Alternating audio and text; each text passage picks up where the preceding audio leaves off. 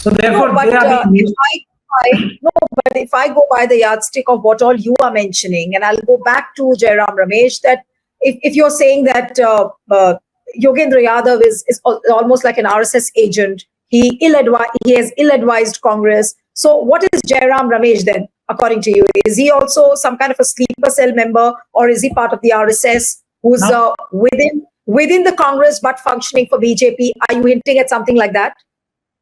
Yes, of course, and I'm not hinting that on my own. There are various senior journalists. One of them I would like to name Mr. Raju Porlekar. He is named Mr. Yogendra Yadav in detail, and he's named other people also. There are various videos of sympathizers, actual sympathizers of the Constitution. I will not say just the Congress, sympathizers of the Constitution of the country, who have made videos, and albeit with various proofs also, that these are the number of people who are big Congress leaders, but they are sleeper cells of RSS within the Congress. And one of the very interesting logic one of the videos is given is that these are the people who have not faced even a single FIR or a strong arm tactics, really strong arm tactics, not just for the sake of record. Some piddly little FIR was registered against some of them here and there, but serious action, the likes of which Mr. Rahul Gandhi himself has experienced. His membership was snatched away. He was subjected to questioning of ED.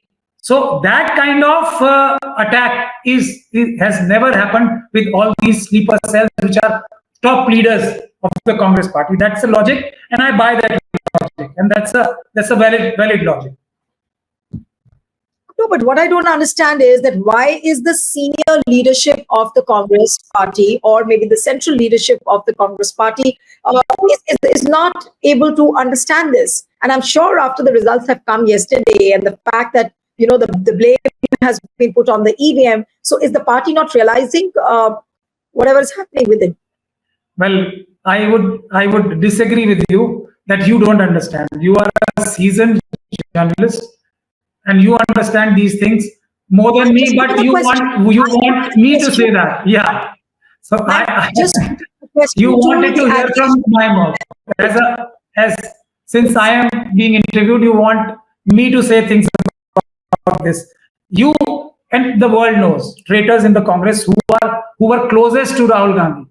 They had ditched him, and he was literally shocked when Jyotiraditya Scindia ditched him, when RPN Singh ditched him, when Jitin Prasad ditched him, when that Bombay person ditched him. So these were people who were closer to Mr. Rahul Gandhi than Mr. Jairam Ramesh. So this is something which is continuously happening. This is a phenomenon which is continuing. But Pracha, so everybody. No, but what I want to understand from you is that, are you not scared? Jairam Ramesh is the communications head of the Congress party. He might just turn against you. He might file a defamation, and he might go to any extent against you because you're leveling some serious charges for which he face some consequences within the party. See, he will seek advice from his friends, and definitely he will. And the principals, I have been working against their illegal and anti-national activities. So he is not the principal. He is just the secondary functionary. When I am fighting RSS and BJP directly, Mr. Modi and Amit Shah, he will only seek their help to attack me. But they are attacking me directly. So that would be of no consequence. If I am scared, and if I would be scared, I would be scared more of the principals rather than their sleeper cells. So let's not discuss that. He will not have this courage. I will really love him to file a case against him or do anything which he feels like. But nobody can stop me from speaking the truth. And whatever I say, I do a lot of research. If he says something, I will produce one proof after the other to expose him. I have also exposed a lot of his superior senior members like Mr. Ahmed Patel in the party. People realize what I say after some time, but people do realize that whatever I say that with conviction, I say that with logic, and I say that with proof. Let him do that, and I'll prove what I'm saying. Okay, now let's put Jairam Ramesh aside for a few moments, because I want to come to the more important question of the fact that, do you sense that there is some kind of a rigging in Haryana elections? Because you pointed this out earlier during the Lok Sabha elections. There have been several reports by Vote for Democracy and several other citizen groups which have pointed out that how rigging took place in the Lok Sabha elections. But what about Haryana? Apparently, I think you've also written a letter to the Election Commission. So would you like to explain it to the audience? And I also want to know from you that, do you have enough?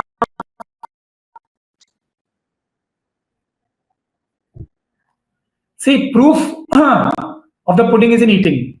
Mr. Jairam Ramesh and the Congress letter, which and some which things I'm seeing in the public domain, they clearly speak of the things which were there, similar things which were there in Lok Sabha election.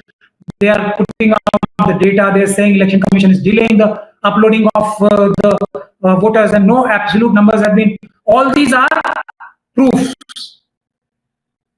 of election rigging. These are conclusive proof of election rigging, which are absolutely similar to the ones which, and also Form 17C, which the Congress is probably not speaking now, but 17C form has not been given to their polling agents. All that stuff is there. These are proofs. Why would you hide? Why would you hide something which you are legally bound to disclose, not only to the candidates, but to the entire world? Why would the constitutional body like Election Commission do that? There is only one explanation, that you are not doing your work right. You are committing certain frauds. That is why you hide these things. So that is proof enough. But what I was doing was that I was preparing to have the proof. Your Pracha has been dated today, right? You wrote a letter today. No, one letter. It's not such a simple exercise. I have been undertaking this exercise for Haryana for a long time now. When the elections were declared, I had already written a letter that you have to conduct videography of all the 180 constituencies in Kashmir and Haryana, and that videography has to be protected, because I am going to ask for them. And if you don't do that, I have written letters to the Election Commission. If you don't do that, that will be a criminal offense you would be committing. So, having said that, now I am writing letter, because this I have written letter to get the videography of each and every assembly constituencies in Haryana as well as in Kashmir, so that I can show to the world, like before, this is the modus operandi, how EVMs were manipulated. Allegations will be substantiated by my proofs, which I am already in the process of getting. And if Rahul Gandhi ji somehow imports a good orthopedic surgeon and injects or has who can plant some backbone into these senior Congress leaders, then I think we can at least have re-elections in 20 to 30 seats in Haryana. That's what I'm saying. With the limited information I have gathered till you were saying 22 to 30 seats, which means that there are about 20 to 30 where we will be able to collect sufficient evidence by way of these videographies that there have been blatant discrepancies in following the procedure, which means that these machines have been manipulated, these machines have been changed, as is the allegation of Congress Party now.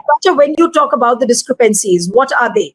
I mean, what kind of discrepancies have you noticed, and what do you expect that, if Haryana has also been rigged, then what could those discrepancies be?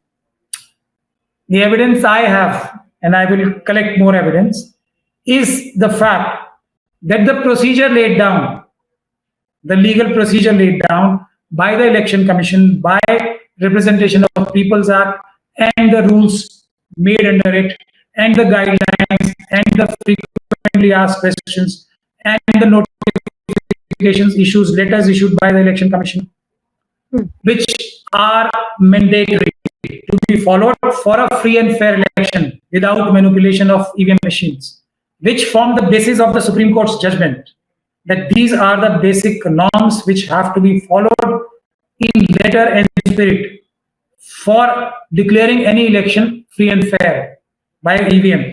They have not been followed. The moment we are able to establish that, that is a ground enough for any election to be set aside. And that proof I will have, that is a guarantee I am giving to the people of the country. Now, if Congress party is serious enough, or not the Congress party, but it's sleeper cells or leaders, please mark my word. You are on record. Serious. You are on record when Yes. you are saying it's sleeper cells and senior leaders. Because I'm sure Yes. Congress party, when they There watch is a difference. There is a difference between the two.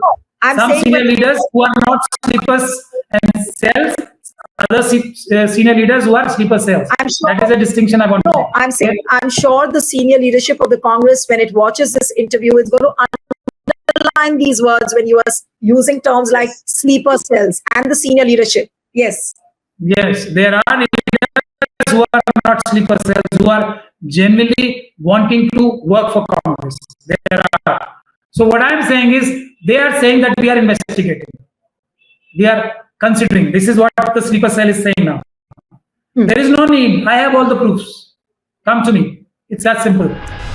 Stay ahead with our cutting edge news app. Instantly access the latest shorts in just 1 minute and breaking news in just 50 words. Download now for a smarter, faster news experience.